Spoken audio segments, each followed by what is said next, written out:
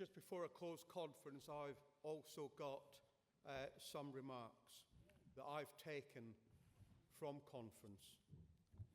Clearly, security, order and control must be the order of the day going forward. No doubt in my mind. Said that this morning on TV and will continue to say it on TV and through the media and different things. The Labour government talk about a new deal for workers. Of course, we welcome a new deal for workers, but I want a new deal for prison officers and OSGs, and we'll be reminding the Labour government about that. We want the right to strike restored. It's a basic, fundamental human right that should never have been taken away from us. And if it takes another 30 years to get back, then so be it. But the reality is our campaign goes on. I went to Downing Street a few months ago as part of a TUC delegation of the General Council. And I told Rachel Reeves to her face, because it wasn't Chatham House rules, we made certain demands. And I said, save yourself £4.6 billion and don't build any more prisons. Invest in the staff and the prisons that you already have. Let the minister that you've brought in do his bit about reducing the prison population. Why on earth would we want to spend £4.6 billion on new build prisons that they're going to hive off to the private sector so that they can make a profit, when it could be invested in our public services now? James Timson's on record as saying he believes that the prison population could be reduced by 30%. So why would you want to build more prisons? Why don't you give him time to get the reforms that they want to take the British public with them, to have a prison service that we can be proud of rather than just warehousing people? That's the reality.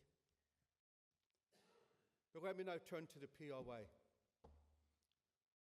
God, are we in safe hands? I remember years ago, just before I became General Secretary in 2010, when people told me the POA were a spent force. People told me we were doomed. People told me we had a falling membership.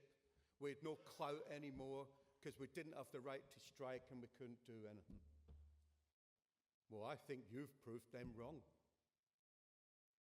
This executive have proved them wrong.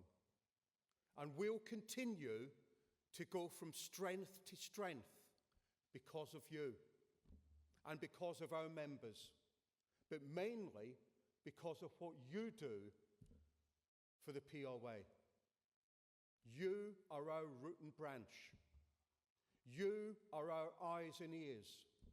And I'm proud of each and every one of you for the passion that you bring to conference and the brilliant debates that we've had over the past few days. Give yourselves a round of applause.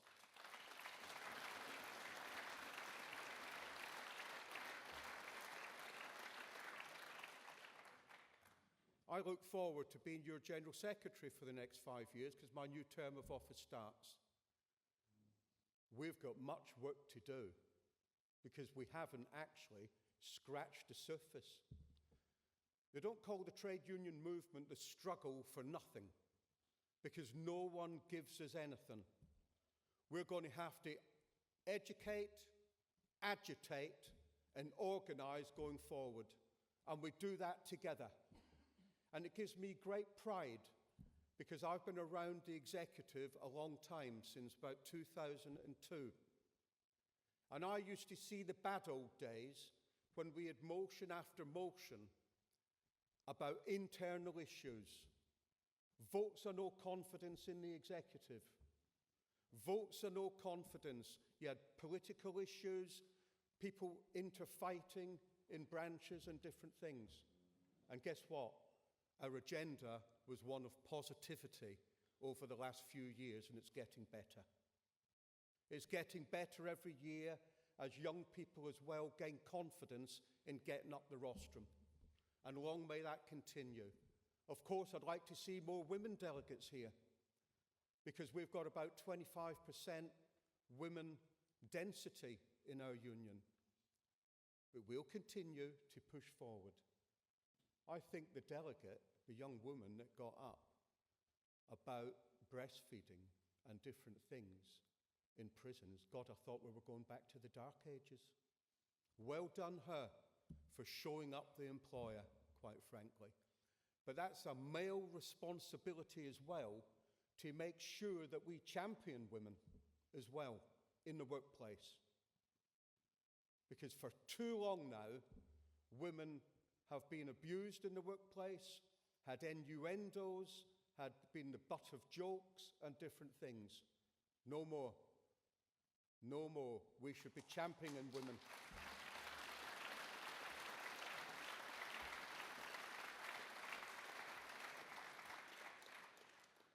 And championing women, I've got to say, we've got mainly women that work for the POA and support grades. If you've not listened to the podcast, please listen to the podcast. Angela St. Clair, 43 years service. I mean, she started when she was 10, but but seriously, 43 years of working for the POA. Paula Larwell, not far behind her either. Nicola Hubert, brilliant secretary to me and Mark. Paula, brilliant as well in finance. I couldn't do my job without those individuals. And then we've got them back at Cronin House working this week as well. In Linden House. They're fabulous, fabulous people. I couldn't wish for a better workforce, quite frankly. And now turning to the National Executive Committee and full-time officers. They are decent people. Transparent. Ian Carson at the end said to me the other day, who cares for the carers? Because you know what? You're the carers. And we need to put systems in place to care for you. Mark touched on it about mental health and different things. We've got to look after each other because nobody's going to do it for us. And then, of course, you made my day yesterday by renaming Linden House to Simpson House. Thank you so much for that.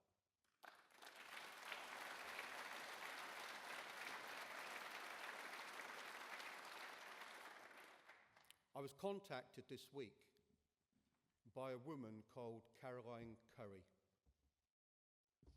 Caroline had a victim in the Manchester Arena bombing, and she was outraged by what happened at Frankland, as we all are.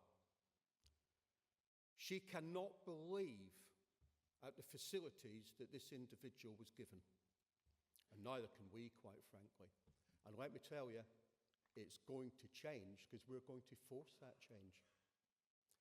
So from a spent force to POA, let me tell you, politicians are sitting up and listening to us because they fear what our next steps may be if they don't do certain actions. We will force through change. Make no mistake about that. Because the status quo is simply not good enough.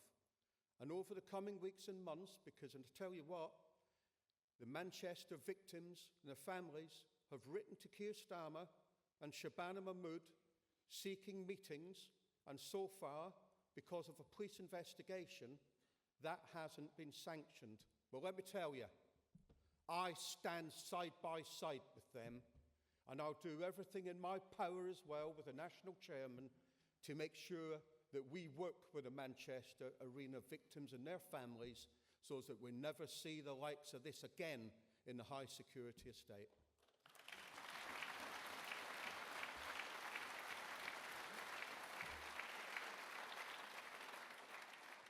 Now, Mark Fairhurst paid tribute to me, which I was humbled by, and I thank him in his opening speech. But we're a team. Everybody's a team up here. There's no individuals. But let me be clear. I've watched Mark since he was a branch official, actually, at Liverpool. Then he got on the National Executive Committee. And then he became our national chairman in 2017. I've watched Mark mature into the chairman that he is today. And let me tell you, I've worked with lots of chairmans over the years since I've been a local branch official. This man is right up there with the best of them.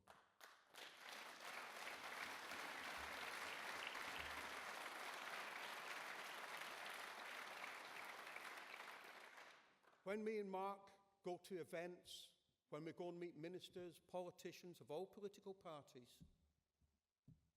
they listen to what this man says. They listen to what he says because, one, he does it with passion. He's sincere. And he follows your agenda to the hilt. No backstepping. He's a brilliant national chairman. You've seen him deliver this week. You've seen him, both of us, delivering in the media. But let me tell you, Mark was superb in the media. Absolutely brilliant. And let me tell you, if you don't return him as national chairman, there's something wrong. Because I tell you what, he deserves to be the chairman, not just for the next 5 years, but for 5 years after that and after that. Absolutely fantastic chairman. And I don't just consider him as one of the best, I consider him a true friend as well. And finally from me, and I'll let you all go home, it's got to be said, one of my favourites this week was Brian Goodman, Honorary Life member. Now, I learned a lot off Brian as a young delegate. Brian was always dapper at conference back in the 90s and early noughties and different things. I tell you what, when Brian got up at that rostrum on behalf of Wandsworth or any other branch, let me tell you, people listened. People listened. The executive listened. And by God, he wasn't slow in coming forward when he had an issue with the National Executive Committee. But he'd done it in such a professional manner. And I can see some people developing along the lines of what Brian Goodman did. So we are in safe hands, conference.